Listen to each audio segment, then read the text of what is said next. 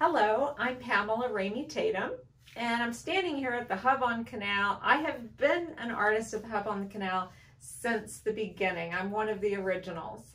So I'm very happy to be here today talking to you about palette knife painting. And these are palette knives. I have a bunch of them. See if I can hold them up. So I have different sizes and shapes. As you can see, the one that I use the most often is actually this little guy right here. And it has some dried paint on it, but it really doesn't matter. It works just fine. So about 75% of my paintings are palette knife paintings. And so that's just what I'm going to talk to you about today. This is one of my pieces that it's a commission, and it illustrates the general way. There's several different ways that I approach a palette knife painting, but this one I use a lot, this method. And what I do is I have a thinner background for the sky, and then as I build the painting, as I come forward, I usually often get thicker with the paint. As you can see, this part right here is the thickest. And then down here, I didn't want this part to pop quite as much. It kind of sets the stage, kind of like framing the painting to bring us into the painting and keep us in this part.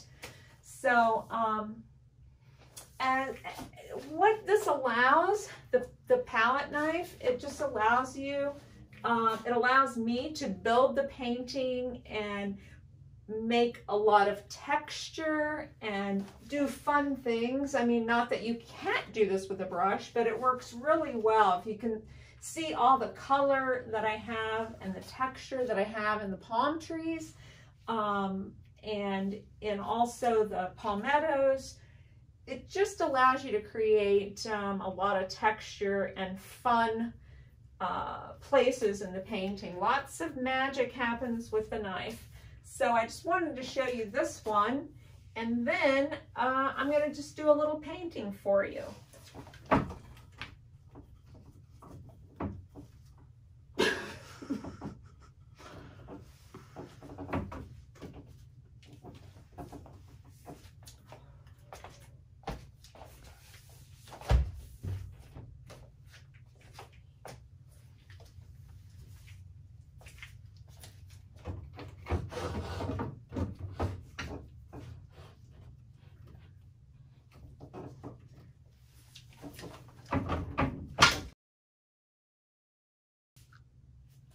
So this is a painting that I just started for this demonstration and art talk. So as you can see, I just have a couple of lines. I'm giving myself a horizon line and a couple of marks for the dunes.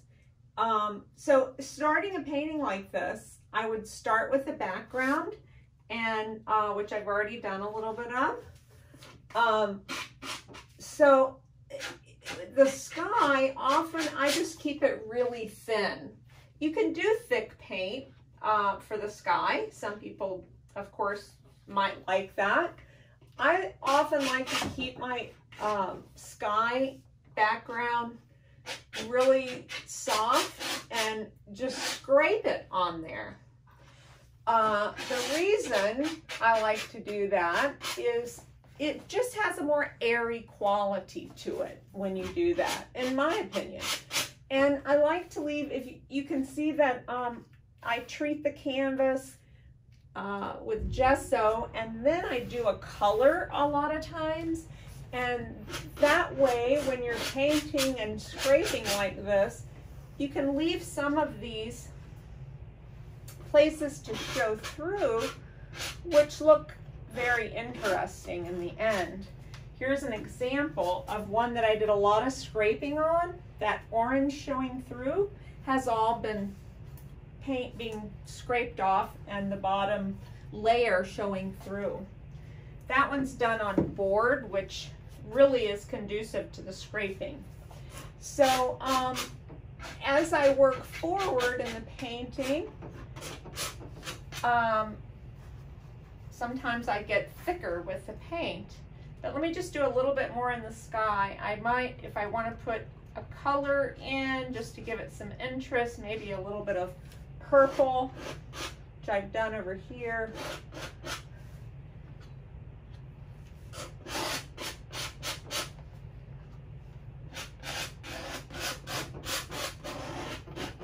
And just blending it kind of together with the blue.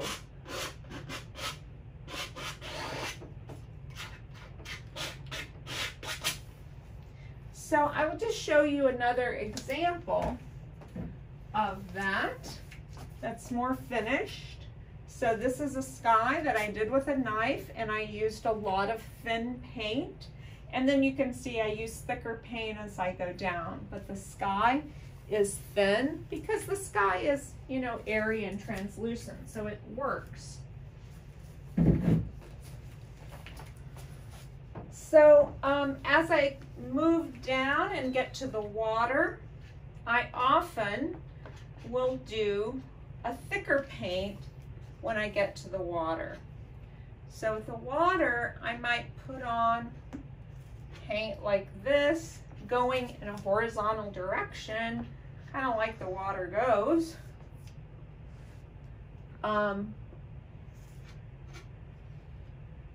Now normally I would finish the whole sky before I start the water, but I'm just really trying to show you some strokes that I might do for the water. So you can just kind of build some, you know, using some different colors, and you can build some texture in the water. If you get to the point you want to put a wave in, I put a little lighter paint on there and just kind of swiggle it through.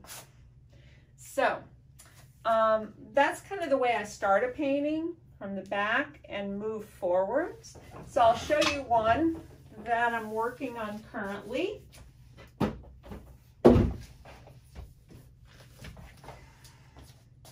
Now this one I'm doing a little bit different, because all the paintings I do, they all kind of develop in various ways. They're not all the same. This particular painting, I did a very soft sky, and I did it with a brush. And I'm going to leave that soft like that. And the rest I did with a brush as well. And now I use it as an underpainting. And now I'm coming back with a knife and adding areas of interest. And so you can see the water is thicker, not really finished with the water yet, but I added some texture here. I started working on this palm tree, not finished with it yet, but maybe I'll do a little bit on that just to show you. So what I did with this, I started with a very dark color and put in some darks, and then I put in some medium colors, and now I would go back and put some light, my highlight.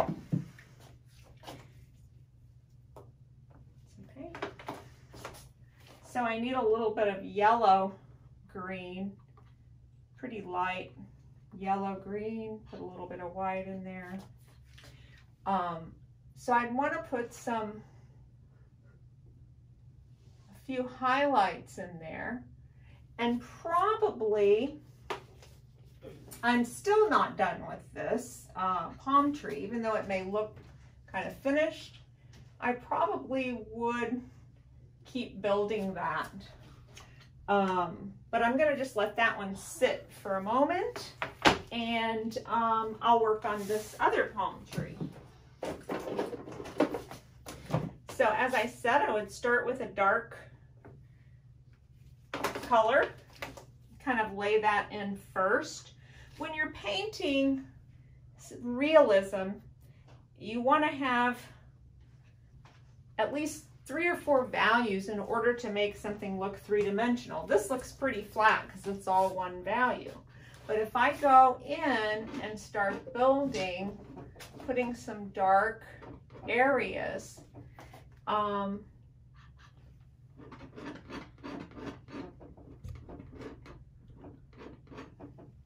and then put some medium areas,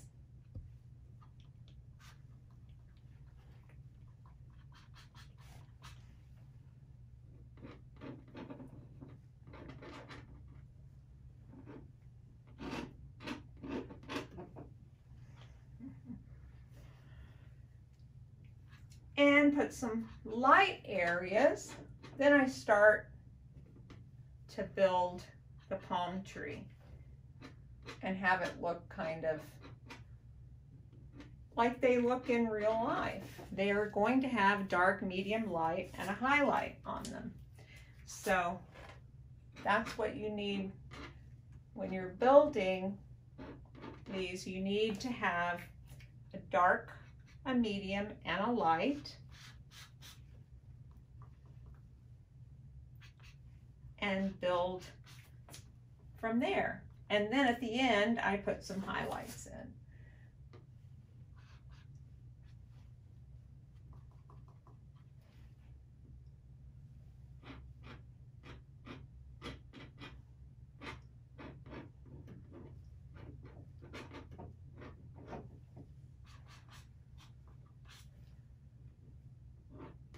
So this tree here has a lot more browns in it than this one's going to have.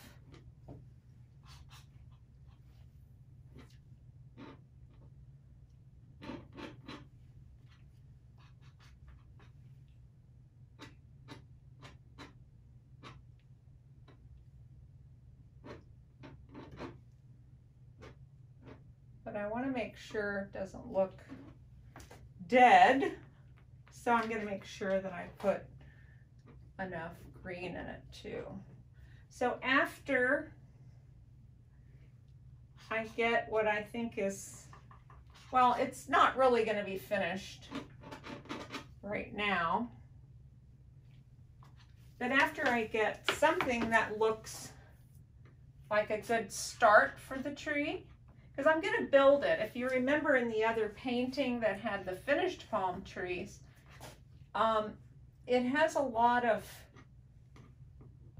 it has more layers. So this is just kind of a quick first pass at the palm tree, and I will build it more later. But just to show you, you can put these fun colors in there. I'm going to put a little bit of, I put a little yellow, I'm going to put a little bit of orange, and I don't want to put too much, but putting some gives it a nice, fun look. I'm going to put some red, a little bit of red, and I'm even going to put some purple in there.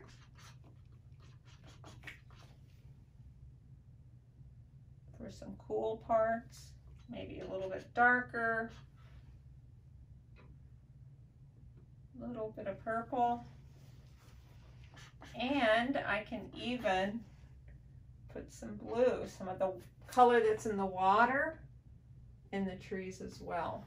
So I'm not finished with either one of these palm trees, but and if I don't like something, if I think, oh, I got too much purple in there, I can always go back and go over it quite easily with a knife, maybe a little easier even than with a brush to make changes.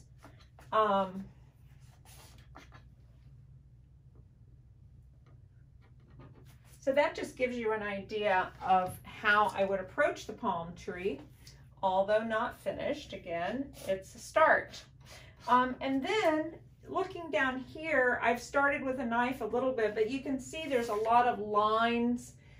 It's very much kind of like a drawing, so it's a good underpainting. It's kind of the direction that I want the strokes to go in, but it's not finished. I want to basically get rid of some of the lines and just unify this painting, these parts of the painting a little bit, and have the magic of the knife, of the thick paint. I don't want to get rid of all that I've done underneath, but definitely I want to go over this and create some areas of interest and texture. So I'm just adding the knife in certain places. A lot of places here I'll have the knife. I might leave some a little bit thinner, but as you can see, it starts to become a little bit more interesting as I build the texture in the painting. Okay, so I still haven't painted the bases of the trees, the trunks. They're going to be not quite that color, and they're going to be done with a knife. Also, this pathway, I may do a little with the knife in the highlight areas, but I'm going to leave the shadow colors thin. These places where it's purple and blue, I'm going to leave those thin. So I'll just have some highlights on there. So I'm going to go ahead and just paint a little bit more on this so you can get a good idea of how I approach this painting at this point in it. So it's important to have some color laid out on your palette. I think I have all the different varieties that I'm using on this painting.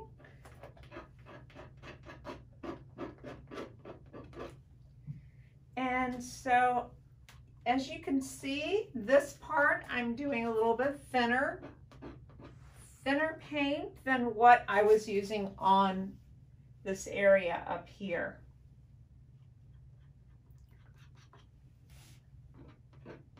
I want this down here to be not quite as thick. It's going to get thicker down here and maybe over here, but this here it's a little farther back, so it's going to be a little bit thinner.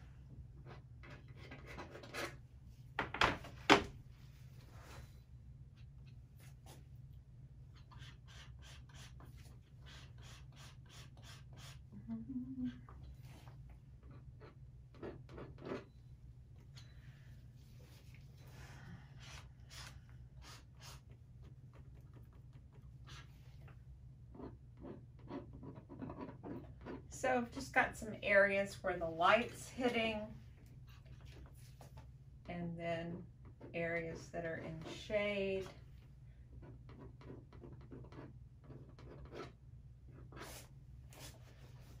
And I'm going to skip over this part right now because I don't have that exact color here on my palette. So I'm going to just move down here and do some of the sea grape area.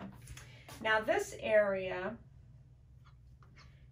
I want to make sure that I have some good dark places in here, some good shadow areas. So I'm just going to kind of put those areas in first.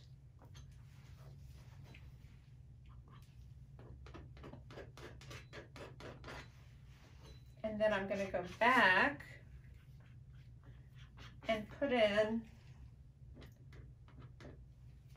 some of the lighter areas, medium and lighter areas. When I use green, I almost always put, I'd say always put red in there just to tone it down a little bit so it's not quite so garish looking. And if it's anywhere in the light, you're always going to have a lot of yellow. And that's kind of the wrong shade of yellow, so I'm going to put some other yellow here.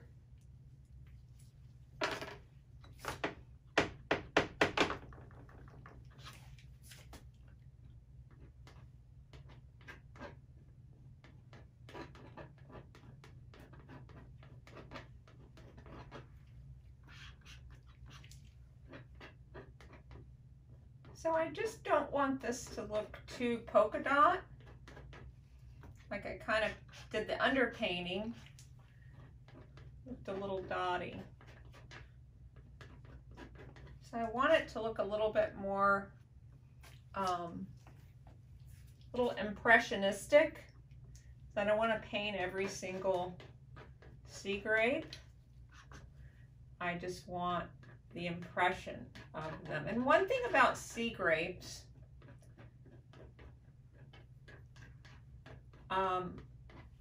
there's always some red and brown places in them.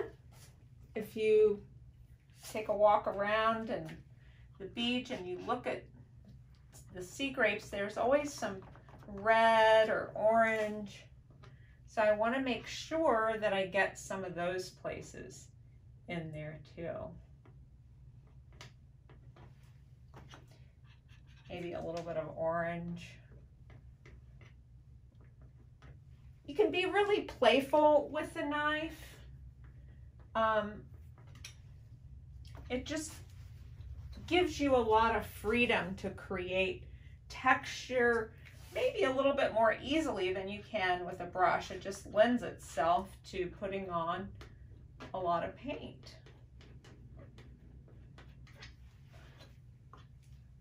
Kind of like the blue down there too, just because. And then we have this lighter area right here. So one thing about that is you have to be sure that you have enough depth in the painting, so you have to have enough darks in there so that the lights will pop and stand out. And see how this is all kind of medium looking? I'm going to have to get more depth in this part so that these little light patches that I have are going to pop and stand out. So I'm probably going to darken this in here a little bit.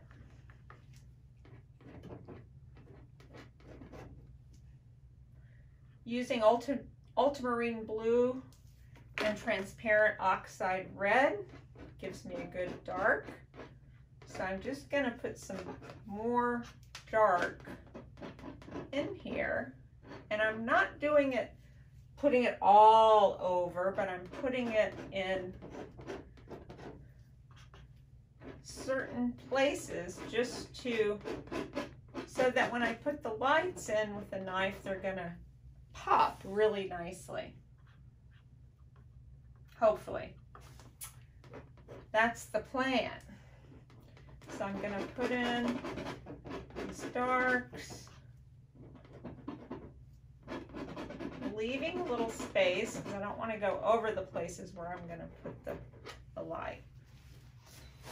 And I'm kind of doing this a little faster than I normally would, just to show you. I may have to go back and clean up some areas, but let's see how this comes out here. A little too orange.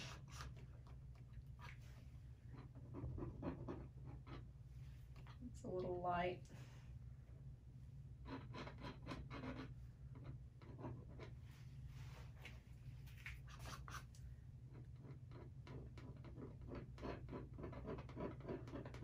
So the beauty of palette knife painting is if you put something down that you don't like, if I think, oh no, I don't like that, I can just scrape it and I can easily paint something over it. It's not a problem. Pretty easy to do. And then I want a really light patch here and a light patch here,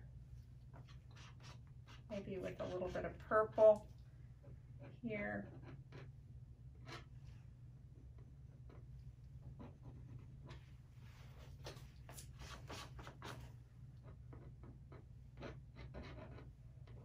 So the neat thing about the knife too is you can create these strokes by running the knife through at an angle and loading it on the side, and then you can do some kind of lined strokes.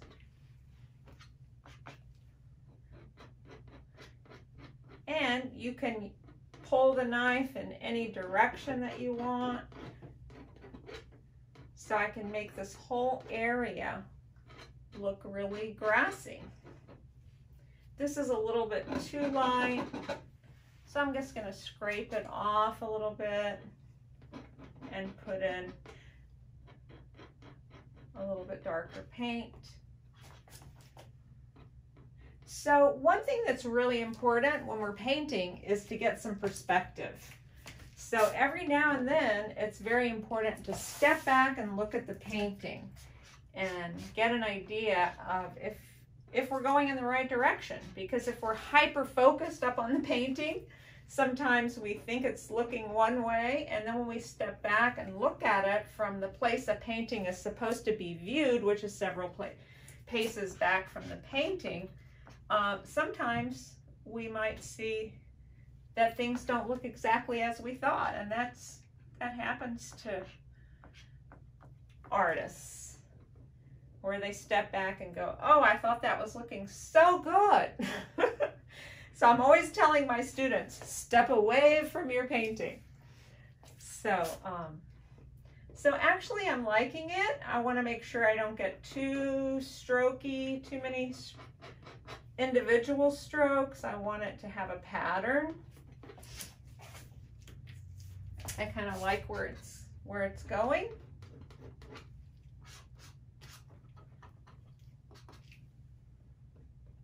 Now this down here also, I'm going to want to put in some dark so that what I put in on top of it is going to show up.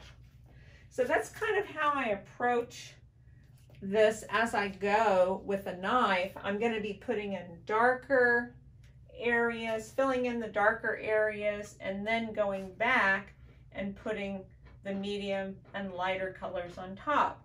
And then when I'm all finished with that, at the end, then I'll go back and really hit the highlight areas. This I normally wouldn't even put that in yet. I'm going to scrape it off because I don't really know yet exactly how light I want that until I see the other values, the dark and the medium value. Once I get dark, medium, and light in, then I can see how light I want my highlight areas. So this painting will evolve, and it'll probably take me another week or so to finish it. So I'll have it on my Facebook page, and it'll be on the Hub's Facebook page when it's finished, and it will be for sale. But thank you so much for listening to my art talk today, and please come visit us at the Hub on Canal when we're open again. Thanks so much, and have a great day.